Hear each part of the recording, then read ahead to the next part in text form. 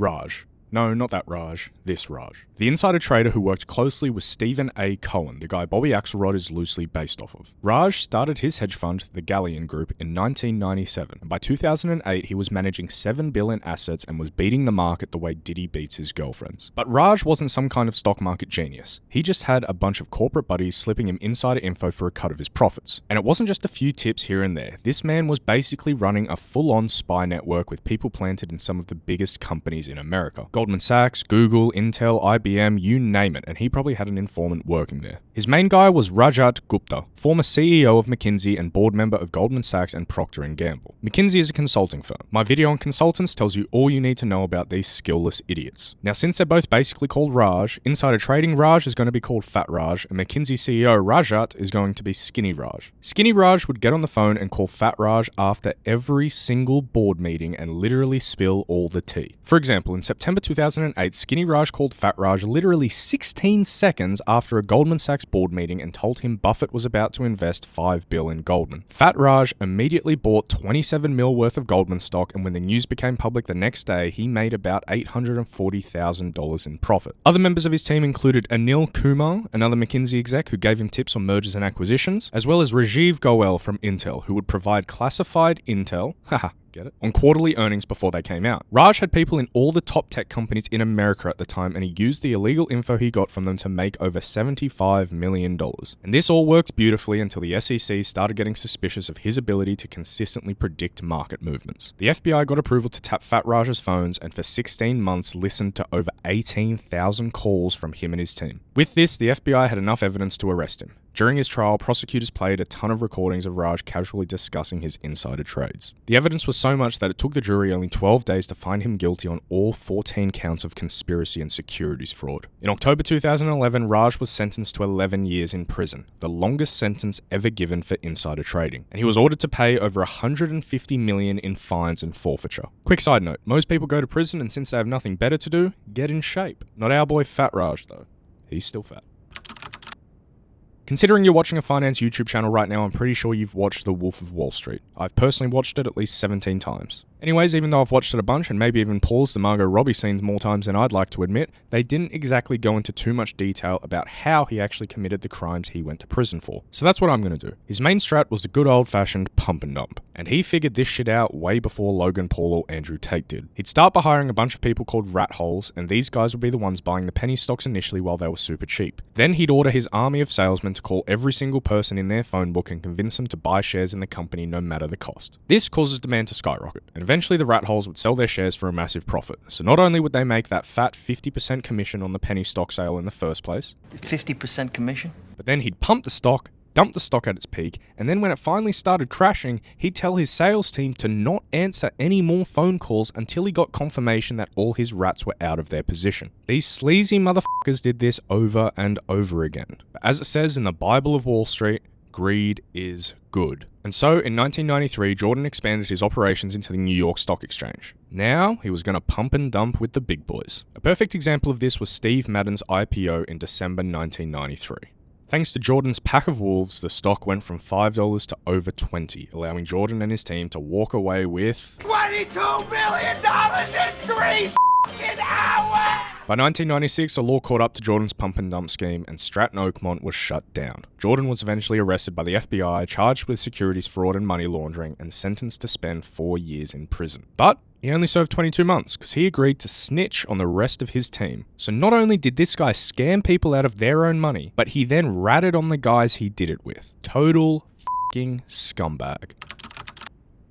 Imagine you get a Mr. Potato Head for Christmas, and then you stick on Zuckerberg's dead buggy eyes, Steve Jobs' black turtlenecks, you give it Megatron's voice, I am Megatron! and to top it all off, an ego bigger than KSI's forehead. Congratulations, you've basically just created your very own Elizabeth Holmes. She was once the world's youngest self-made female billionaire for trying to build a company that would revolutionize the healthcare sector. But as it turned out, she was better at defrauding investors than engineering. At 19, Elizabeth dropped out of Stanford to start her biotech startup Theronos. Her goal was to build a device about the size of a printer that could test for over 100 diseases using just a single drop of blood. It was a revolutionary concept, but scientifically, the tech just wasn't possible with current limitations. Still, being a #girl boss, Elizabeth wasn't going to let the laws of science tell her what she could or couldn't do. And being from a rich family, raising capital wasn't too difficult. Side note, her dad was once a VP at Enron, so fraud kind of runs in the family. By 2004, she'd raised $6 million and hired a team of engineers and scientists to build the first prototype. 2 years later, they had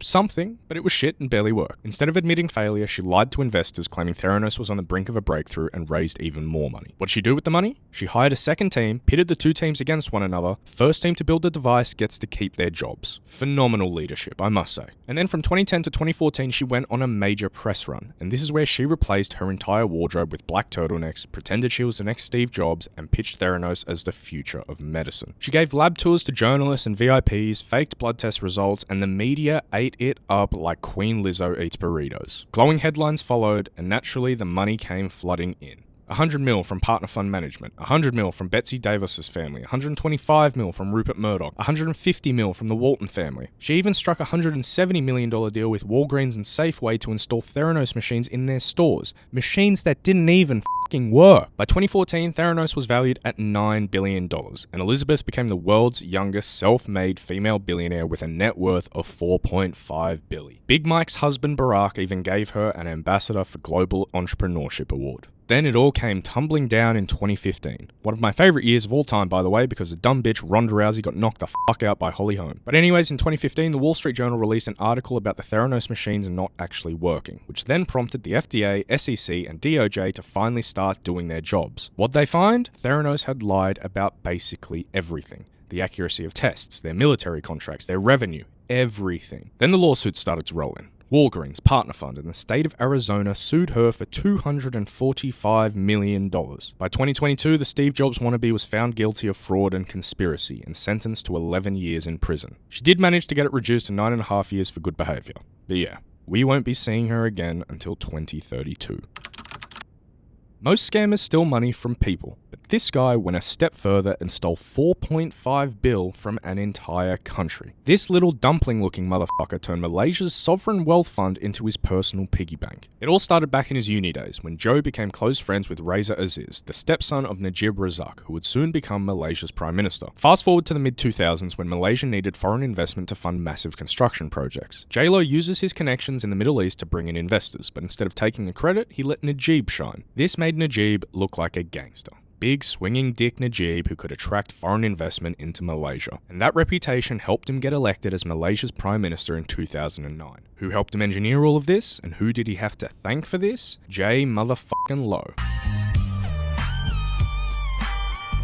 He now had the full trust of the most powerful politician in Malaysia, and he quickly made use of it. We should start a sovereign wealth fund to invest globally and make Malaysia monies. Oh, you so smart, J-Ro. Let's do it. Say res. The fund was called One Malaysia Development Berhad, or 1MDB for short. Officially, Joe Lo wasn't part of this, but behind the scenes, he was pulling all the strings. In a few months, Joe had secured 1MDB's first deal. It was a joint venture with PetroSaudi International. 1MDB would pony up a billy for a 40% stake, and PetroSaudi would chip in 1.5 billy for 60%. And this is where shit gets dirty. Instead of sending the full billion to PetroSaudi, Mr. Dumpling sent 300 mil to their account and funneled the other 700 mil to Good Star Limited, a company he secretly owned. He told everyone Good Star was part of PetroSaudi.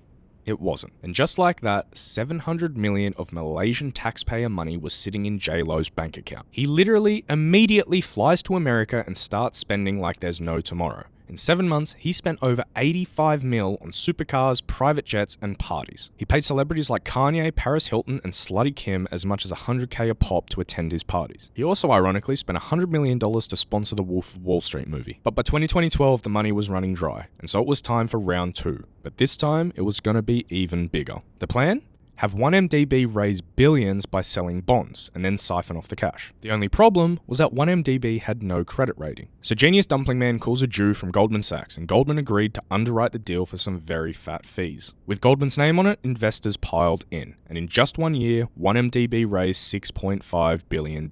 More than $3 billion of which disappeared, and then reappeared in shell companies controlled by Joe and his buddies. The man continued to live like royalty while Malaysia's economy was eating shit. In 2015, it all started to unravel. A whistleblower leaked documents to the press and the story exploded. This led to massive protests all across Malaysia, and Joe Lo vanished. As of today, he's still hiding, wanted by the FBI, Interpol, and Malaysian authorities. In 2017, Sam Bankman-Fried started a crypto-focused hedge fund called Alameda Research. He first made a few million through a little arbitrage strat, buying Bitcoin cheaply in the US and selling it for a premium in Japan, where Bitcoin prices were consistently higher. A gap known as the kimchi premium, even though kimchi is f***ing Korean. Anyways, in 2019, Sam co-founded FTX, a crypto exchange with features few others had at the time, like derivatives trading, options, leveraged tokens, a nice UI, and low trading fees. All of which attracted a ton of users to FTX. With momentum on his side, Sam pitched FTX to VCs and investment firms for funding. And they loved him. He seems like that perfect combination of autism and genius. I mean, look at him. You've probably already heard of how he secured $210 million funding from Sequoia Capital while literally playing League of Legends while on the Zoom call. All in all, he raised about $2 billion. FTX went on a marketing blitz with the coin, Super Bowl ads, F1 sponsors, naming the Miami Heat's arena, and even hiring Tom Brady and Steph Curry as brand ambassadors. By 2022, FTX was the third largest crypto exchange in the world, valued at $32 billion. On the outside, FTX seemed great. On the inside, it was a shit show. By late 2022, they had a little over 10 billion customer deposits. The little fat troll then decides, nah, these guys' money is far better in my pocket. Let's just transfer it to Alameda and I'll play around with it. This little fat prick used a hidden backdoor in FTX's accounting system and transferred it to his hedge fund without anyone knowing. What was Alameda doing with the coin? Buying luxury real estate in the Bahamas, funding political campaigns and lobbying, making insanely risky trades that mostly lost money. His customers basically became his personal piggy bank. The collapse started in November 2002. A CoinDesk article revealed that Alameda's balance sheet was heavily propped up by FTT. Here's how it worked. FTX created its own token called FTT, and they also held most of the supply, which allowed them to keep its price artificially high. They then gave a huge chunk of FTT to Alameda, who used it as collateral to borrow real customer money from FTX. So Sam went and created a token out of thin air,